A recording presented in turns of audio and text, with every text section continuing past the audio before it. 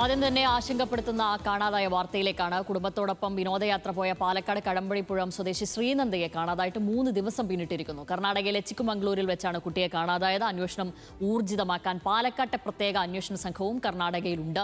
കുട്ടിയെ ലഹരി കൊടുത്ത് തട്ടിക്കൊണ്ടു പോയതാകാമെന്നാണ് കുടുംബം പറയുന്നത്. ആ പ്രതികരണം ആദ്യം കേൾക്കാം.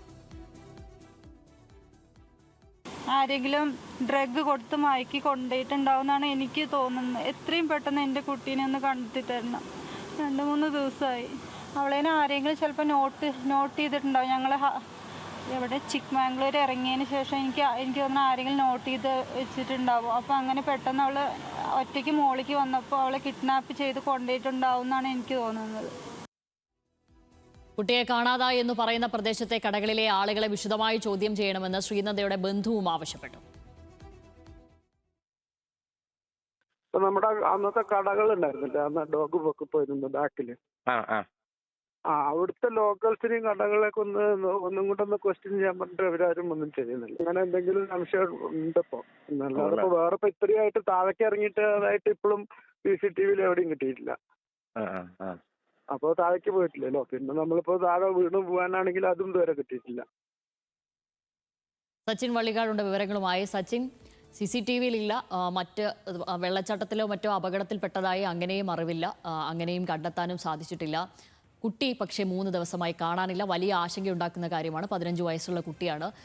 പോലീസിന്റെ ഭാഗത്ത് നിന്ന് ആദ്യം ഒരു നിസ്സഹരണം ഉണ്ടായിരിക്കുന്നു എന്നുള്ളത് പകൽ പോലെ സത്യവുമാണ്. ഇവിടെ ഇപ്പോൾ എന്താണ് അന്വേഷണത്തിന്റെ ഘട്ടം, ഏതുവരെ എത്തി, എന്താണ് നിലവിലത്തെ സ്ഥിതി? ശ്യാമിലി, കഴിഞ്ഞ 4-ാം തീയതിയാണ് പാലക്കാട് നിന്നും 40 അംഗ സംഘം കർണാടകയിലേക്ക് വിനോദയാത്രക്കായി പോകുന്നത്. അതിൽ ഉണ്ടായിരുന്ന 15 വയസ്സുകാരി ശ്രീനന്ദയാണ് കാണാതായിരിക്കുന്നത്. കഴിഞ്ഞ 7-ാം തീയതി, അതായത് കഴിഞ്ഞ 7-ാം തീയതി വൈകിട്ട് 5:20 കുട്ടിയെ കാണാതായത് എന്നാണ് കൂടെ ഉണ്ടായിരുന്നവർ പ്രധാനമായും പറയുന്നത്. ചിക്കമംഗ്ലൂരിലെ മാണിക്കധാര വെള്ളച്ചാട്ടത്തിൻ്റെ വ്യൂ പോയിന്റിന് സമീപത്ത് വെച്ചാണ് കുട്ടിയെ കാണാതായത് എന്ന കാര്യമാണ് മാതാപിതാക്കളും അതേപോലെ തന്നെ കുട്ടിക്കൊപ്പം ഉണ്ടായിരുന്ന മറ്റ് ബന്ധുക്കളും വ്യക്തമാക്കിയിട്ടുള്ളത്.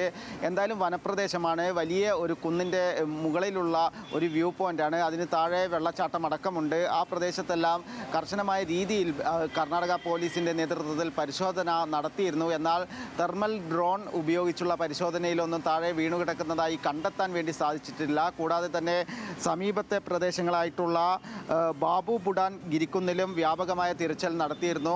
300 അടി താഴ്ചയിൽ വരെ ഡ്രോൺ ഉപയോഗിച്ചാണ് പരിശോധന നടത്തിയത്. എന്നിട്ടൊന്നും നിലവിൽ കണ്ടെത്താൻ വേണ്ടി സാധിച്ചിട്ടില്ല. 3 ദിവസമായി 14 വയസ്സുകാരി ശ്രീനന്ദയെ കാണാതായിട്ട്. അതിനാൽ തന്നെ കേരള പോലീസും കർണാടകയിൽ എത്തിയിട്ടുണ്ട്. ഇന്നലെയായിരുന്നു കേരള പോലീസിൻ്റെ ഒരു പ്രത്യേക അന്വേഷണ സംഘം കർണാടകയിൽ എത്തിയത്. അത് മുഖ്യമന്ത്രി പിണറായി വിജയൻ്റെ ഇടപെടലിനെ തുടർന്നാണ് ഇത്തരത്തിൽ കേരള പോലീസിനെ കർണാടകയിൽ അയച്ചിട്ടുള്ളത്. Ottapalam MLA advocate K Premkumar മുഖ്യമന്ത്രിയെ കാണാതായ വിവരം കഴിഞ്ഞ ദിവസങ്ങളിൽ തന്നെ അറിയിച്ചിരുന്നു. ഉടൻ തന്നെ കർണാടക സർക്കാരുമായി മുഖ്യമന്ത്രി ബന്ധപ്പെടുകയും കേരള പോലീസിനെയും കർണാടകയിലേക്ക് അയക്കുകയുമാണ് ഉണ്ടായിട്ടുള്ളത്. എന്തായാലും ശ്രീനന്ദയുടെ മാതാപിതാക്കളെല്ലാം തന്നെ കർണാടകയിൽ തുടരുകയാണ്. കഴിഞ്ഞ 4-ാം തീയതിയാണ് പാലക്കാട് നിന്നും ഇവർ വിനോദയാത്രയ്ക്കായി കർണാടകയിലേക്ക് പോകുന്നത്. 7-ാം തീയതിയാണ് ശ്രീനന്ദയെ കാണാതാവുന്നത്. മാതാവ് നേരത്തെ മാധ്യമങ്ങളോട് വ്യക്തമാക്കിയതുപോലെ തന്നെ മയക്കുമരുന്ന് നൽകി തട്ടിക്കൊണ്ടുപോയതാകാം എന്നൊരു നിഗമനത്തിലാണ് ബന്ധുക്കളുള്ളത്.